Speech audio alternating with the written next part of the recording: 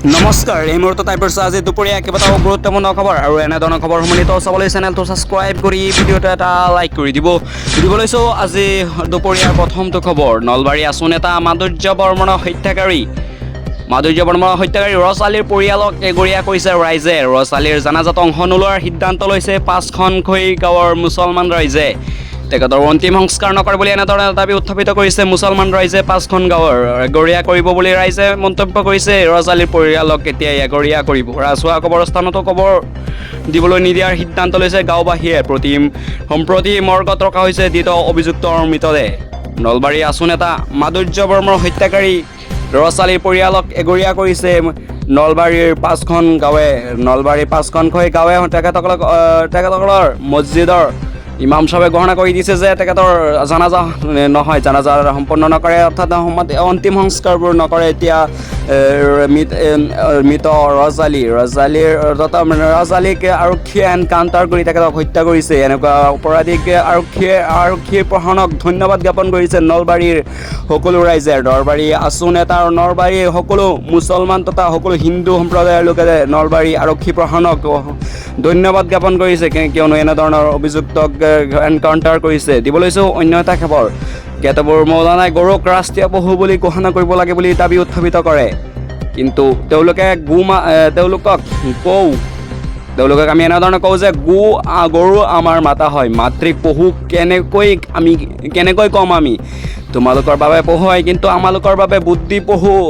গৰু আমাৰ বাবে ৰাষ্ট্ৰীয় মাতা হয়, এনেধৰণে মন্তব্য কৰিছে উত্তৰ প্ৰদেশৰ মুখ্যমন্ত্ৰী যোগী আদিত্যনাথে কৈছে যে তোমালোকৰ বাবেহে পশু, তোমালোকৰ বুদ্ধি পশু, গৰু আমাৰ ৰাষ্ট্ৰমাতা হয়। উত্তৰ প্ৰদেশত গো হত্যা ভয়ংকৰ অপৰাধ, এনেধৰণৰ মন্তব্য কৰিছে যোগী আদিত্যনাথে আৰু কৈছে যে কোনোবাই যাতে এনেকুৱা অপৰাধ কৰিবলৈ সাহস নকৰে। উত্তৰ প্ৰদেশত এতিয়া যোগী আদিত্যনাথে এনেকুৱা ধৰণে মন্তব্য কৰিছে। দিব লৈছোঁ অন্য এটা খবৰ, ছাত্ৰীৰ সৈতে ভয়ংকৰ কাণ্ড সংঘটিত কৰিছে 6 অভিযুক্ত বৰ্তমান গ্ৰেপ্তাৰ কৰিছে বুলি জানিব পৰা গৈছে। পস্কুৰৰ দিনত খগেন দলে ধৰ্মকান্ত পেগু, যোগেন দলে নাথুৰাম দলেক জেললৈ প্ৰেৰণ কৰিছে। 4 অভিযুক্ত বৰ্তমান 4 অভিযুক্তক গ্ৰেপ্তাৰ কৰিছে। 6 অভিযুক্তক গ্ৰেপ্তাৰ কৰিছে। ছাত্ৰীৰ সৈতে ভয়ংকৰ কাণ্ড সংঘটিত হৈছিল। ঘৰত কোনো নথকাৰ সুযোগ লৈ তেখেতে পুস্কুৰ অধীনত খগেন দত্ত, ধৰ্মকান্ত পেগু, যোগেন দলে, নাথুৰাম দলেক জেললৈ প্ৰেৰণ কৰিছে। ৰাজ্যত সংঘটিত হৈছে ভয়ংকৰ কাণ্ড, এটাৰ পিছত আন এটা ভয়ংকৰ কাণ্ড সংঘটিত হৈছে। বৰ্তমান লাভ জিহাদ, তাৰ পিছতে ছাত্ৰীৰ সৈতে ভয়ংকৰ কাণ্ড সংঘটিত কৰিছে হিন্দু সম্প্ৰদায়ৰ লোকে। এওঁলোক 6জনক গ্ৰেপ্তাৰ কৰাৰ পিছতে অসম আৰক্ষী প্ৰশাসনক ধন্যবাদ জ্ঞাপন কৰিছে সাধাৰণ ৰাইজে। আৰু সাধাৰণ ৰাইজে প্ৰশ্ন উত্থাপিত কৰিছে যে জুবিন গাৰ্গৰ মৃত্যুৰ ৰায় কেতিয়া, জুবিন গাৰ্গৰ মৃত্যুৰ দোষী কেতিয়া শাস্তি পাব, এনেধৰণে মন্তব্য কৰিছে জুবিন গাৰ্গৰ অনুৰাগীয়ে। দিব লৈছোঁ অন্য এটা খবৰ, মাধুৰ্য বৰ্মনৰ ঘটনাক লৈ কঠোৰ হৈছে চৰকাৰ, এটাকৈ চিনাক্ত কৰা হ'ব এনেধৰণৰ কাণ্ডৰ লগত জড়িত সকলো অভিযুক্ত, তেনেধৰণৰ মন্তব্য কৰিছে মন্ত্ৰী জয়ন্ত মল্ল বৰুৱাই। নলবাৰীৰ পৰা হোৱা বিধায়ক জয়ন্ত মল্ল বৰুৱাৰ কৈছে যে মাধুৰ্য বৰ্মনৰ ঘটনাৰ লগত জড়িত সকলো দোষীক কঠোৰ শাস্তি প্ৰদান কৰিব লাগিব, এনেধৰণৰ কঠোৰ শাস্তি প্ৰদান কৰিব, এটাকৈ চিনাক্ত কৰা হ'ব, এনেধৰণৰ মন্তব্য কৰিছে জয়ন্ত মল্ল বৰুৱাই। আৰু জয়ন্ত মল্ল বৰুৱাই অসম আৰক্ষীক ধন্যবাদ জ্ঞাপন কৰিছে, কিয়নো অসম আৰক্ষীয়ে ৰছ আলী নামৰ দোষীক এনকাউণ্টাৰ কৰি হত্যা কৰিছে। এনেধৰণে হত্যা কৰাৰ পিছতে অসম আৰক্ষী প্ৰশাসনক ধন্যবাদ জ্ঞাপন কৰিছে নলবাৰীৰ বিধায়ক জয়ন্ত মল্ল বৰুৱাই।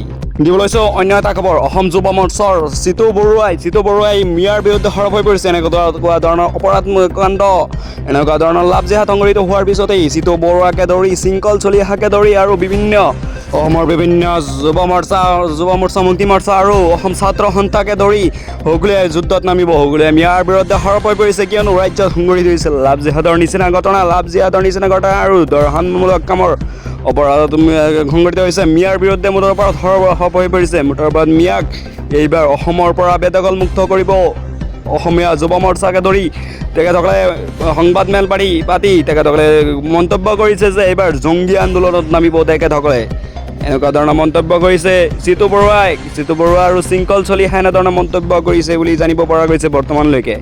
এনেকুৱা ধৰণৰ অপৰাধমূলক কাৰ্য সংঘটিত কৰিছে মিয়া মুছলমান, তেখেতসকলক অসমৰ পৰা বহিষ্কাৰ কৰিব বুলি মন্তব্য কৰিছে। দিবলৈ লৈছোঁ অন্য এটা খবৰ, তুমি পাগল হৈছা, মই নাথাকিলে তুমি জেলত থাকিলাহেঁতেন, এনেধৰণৰ মন্তব্য কৰিছে আমেৰিকাৰ ৰাষ্ট্ৰপতি ডনাল্ড ট্ৰাম্পে।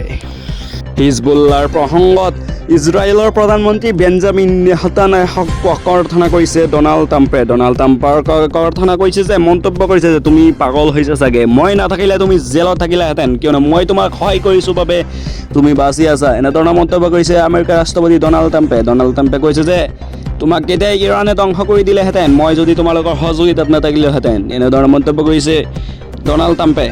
দিবলৈ হৈছোঁ অন্য এটা খবৰ, নগাঁও জিলাৰ নিশা 11মান বজাত নগাঁও জিলাৰ চামগুৰি ভিতৰীয়া অঞ্চলৰ এখন স্কুলত প্ৰাথমিক বেচৰকাৰী স্কুলত জুইত জাহ গৈছে জানিব পৰা গৈছে। বৰ্তমানলৈকে জুইত জাহ গৈছে স্কুলখনৰ বহুতো সম্পত্তি ধ্বংস হৈছে, 20 লাখৰ অত্যাধিক সম্পত্তি ধ্বংস হৈছে বুলি জানিব পৰা গৈছে, কিয়নো স্কুলৰ সকলো সামগ্ৰী ডকুমেণ্ট পাতি যি এইবোৰ আছিল সকলো ধ্বংসৰ দিশে পৰিণত হৈছে। শনিবাৰে সংঘটিত হৈছিল এই কাণ্ডটোৰ লগত জড়িত বৰ্তমান দুষ্ট চক্ৰই এনেকুৱা ধৰণৰ কাণ্ডটো সংঘটিত কৰিছে বুলি জানিব পৰা গৈছে। বৰ্তমানলৈকে তেওঁ অপৰাধীক ধৰিব পৰা নাই, আৰু কিয় এনেকুৱা ধৰণৰ সংঘটিত হৈছে নগাঁও জিলাৰ বেচৰকাৰী বিদ্যালয়ত